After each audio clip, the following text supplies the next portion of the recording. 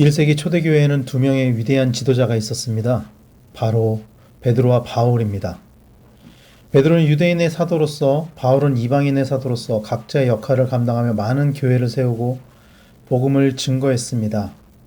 그래서 사실 생각하기에 베드로와 바울은 일종의 라이벌 같이 여겨지기도 하죠. 그러나 실제로는 베드로와 바울은 좋은 동역자 관계였던 것 같습니다. 오늘 본문 15절에서 베드로는 바울을 가리켜서 뭐라고 말씀하냐면 이렇게 말씀을 해요. 우리가 사랑하는 형제 바울. 그러면서 베드로는 바울이 편지를 보내서 이야기한 그 가르침들이 자신의 가르침과 같은 것임을 말씀을 하고 있습니다. 오늘 보면 16절 앞부분에 보면은 또 그 모든 편지에도 이런 일에 관하여 말하였으되 라고 말씀하거든요.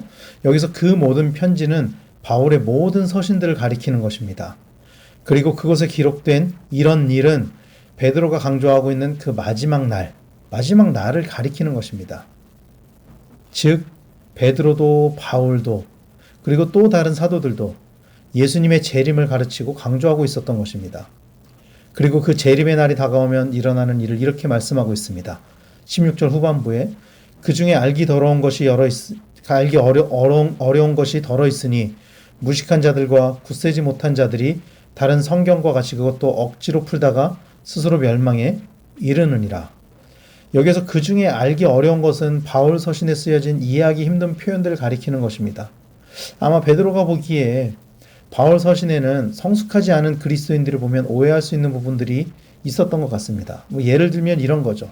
바울이 믿음으로 말미암아 구원을 얻는다. 로마서에서 말하는 이 이신칭이 믿음으로 말미암아 구원을 얻는다라는 교리를 말할 때 이것이 성화의 삶을 소홀히 여기는 것으로 오해하는 것들 또는 율법으로 해방되었다는 것을 도덕 폐기론, 도덕적으로 살 필요가 없다라고 이해하는 것들, 이런 것들을 이야기하는 거죠.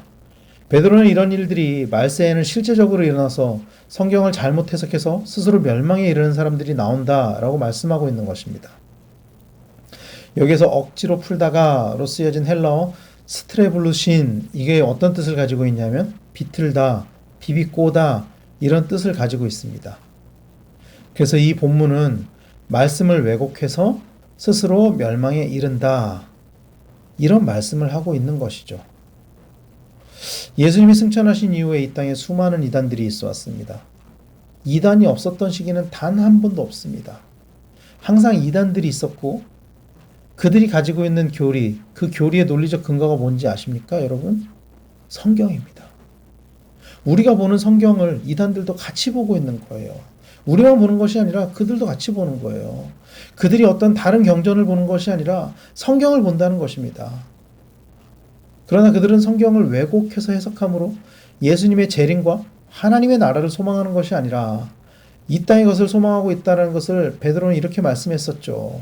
베드로서 2장 3절을 세번역 성경으로 이렇게 번역을 합니다. 또 그들은 탐욕에 빠져 그럴듯한 말로 여러분의 호주머니를 털어갈 것입니다. 또 3장 3절도 세번역 성경으로 이렇게 번역을 합니다. 여러분이 무엇보다 먼저 알아야 할 것은 이것입니다. 마지막 때에 조롱하는 자들이 나타나서 자기들의 욕망대로 살면서 라고 말씀하고 있습니다. 그들은 하나님의 말씀대로 살아가지 않습니다. 자신의 탐욕에 빠져서 살아가는 자들입니다. 그리고 사람들을 미혹해서 파멸로 인도하는 자들입니다. 우리는 이런 자들을 조심해야 합니다. 이들은 언제나 그리스도인들을 미혹하고 넘어뜨리려고 하는 자들입니다. 자신들의 사적 이익을 위해 성경을 왜곡하는 자들입니다. 이런 자들에게 미혹당하지 않도록 건강한 믿음을 가지는 우리 성도님들이 되시기를 간절히 소망합니다. 그리고 베드로는 마지막으로 그리스도인들에게 이렇게 권면하면서 편지를 마칩니다. 17절 말씀에 그러므로 사랑하는 자들아 너희가 이것을 미리 알았은즉 무법한 자들의 미혹에 이끌려 너희가 굳센 데서 떨어질까 삼가라. 거짓 교사들의 왜곡된 그 성경 해석을 조심하면서 굳센 데서 떨어질까 삼가라 이렇게 권면하고 있습니다. 여기서 삼가라로 쓰여진 헬라어 필라세스데라는 단어는 경계하다 이런 뜻을 가지고 있어요. 경계하다. 그러면 무엇을 경계해야 될까요? 오늘 본문의 말씀 이것을 경계하다로 해석을 하면은 무법한 자들의 미혹에 이끌려 너희가 굳센 데서 떨어질까 경계하라 이렇게 말씀을 하고 있고, 더 직접적인 경계에 관해서 베드로전서 5장 8절 9절 말씀에서는 이렇게 말씀합니다. 근신하라 깨어라 너희 대적 마귀가 우는 사자같이 두루다니며 삼킬 자를 찾나니 너희는 믿음을 굳건하게 하여 그를 대적하라. 이는 세상에 있는 너희 형제들도 동일한 고난을 당하는 줄을 알미라. 우리의 대적 마귀가 우리를 찾으러 다니는 것, 우리를 미혹하려고 하는 것, 이것에 대해서 경계하는 삶을 살아야 한다는 것입니다. 언제나 미혹당하지 않도록 건강한 성경 해석, 그리고 건강한 신앙생활을 해야 하는 것이죠. 그리고 미혹을 당함으로 하나님의 나라를 잃지 않도록 그렇게 해야 된다는 것입니다. 이것이 베드로가 마지막으로 성도들에게 하는 권면인 것입니다. 특히 베드로는 이것을 미리 알았은즉 이렇게 말씀하고 있습니다. 자신이 미리 가르쳤다라는 거죠. 그래서 자신의 가르침에 따라야 한다는 것을 말씀하고 있는 것입니다. 여러분, 모르고 안 하는 것보다 더 나쁜 것이 알면서도 하지 않는 거예요. 모르면 안 할 수 있죠. 모르니까. 그러나 알면서도 하지 않는 것, 이게 더 나쁜 것입니다. 사랑하는 성도 여러분, 복음을 들었다면 그래서 복음에 맞는 삶을 살아야 하는 것입니다. 그러나 많은 그리스도인들이 말씀대로 살아가지 못할 때가 있습니다. 우리도 마찬가지죠. 어떻게 다 말씀대로 살아가겠습니까? 그러지 못할 때가 많이 있죠. 그런데 더 큰 문제는 심지어 미혹당해서 하나님을 떠나는 사람들도 있었다는 거예요. 1세기 그리스도인들에게 이런 문제들이 있었습니다. 많은 그리스도인들이 육체적인 핍박으로 인해서 믿음을 버렸습니다. 그들에게 실제적인 문제였어요. 그리고 사실 오늘 우리에게도 실제적인 문제였죠.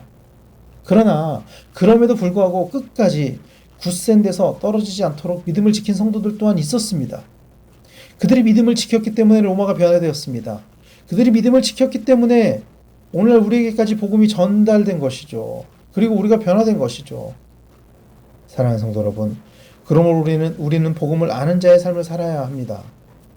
세상 사람들은요, 하나님을 알아가려고 하기보다 세상을 더 알고 세상에서 더 많은 것을 가지기를 원합니다. 세상 사람들은 그럴 수 있어요. 문제는 많은 그리스도인들도 같은 모습을 보인다는 것입니다. 성경은 하나님을 아는 것이 지식의 근본이다, 이렇게 말씀을 하고 있습니다. 세상을 알기 위해서는 그 세상을 만드신 하나님을 알아야 합니다. 그래서 하나님께서 이 세상을 통해서 무엇을 하기를 원하시는지, 이 세상을 통해 어떤 비전을 가지고 계시는지, 그것을 하나님을 통해서 알 수 있다는 것입니다. 그래서 가장 중요한 것은 하나님을 아는 것입니다, 여러분. 이 세상을 창조하신 하나님을 아는 것입니다. 복음 대신 예수 그리스도를 아는 것입니다. 그리고 그 복음 안에서 날마다 자라가야만 합니다. 베드로는 18절 말씀에서 구주 예수 그리스도의 은혜와 그를 아는 지식에서 자라가라, 이렇게 권면했습니다. 하나님을 아는 사람들은 반드시 믿음이 자라가야만 합니다. 우리를 향한 그 하나님의 크신 사랑, 그리고 그 선한 영향력 때문에 우리는 자라가야만 합니다. 마지막 날까지 오직 주님을 향한 믿음으로 자라가는 우리 성도님들이 되시기를 간절히 축원합니다.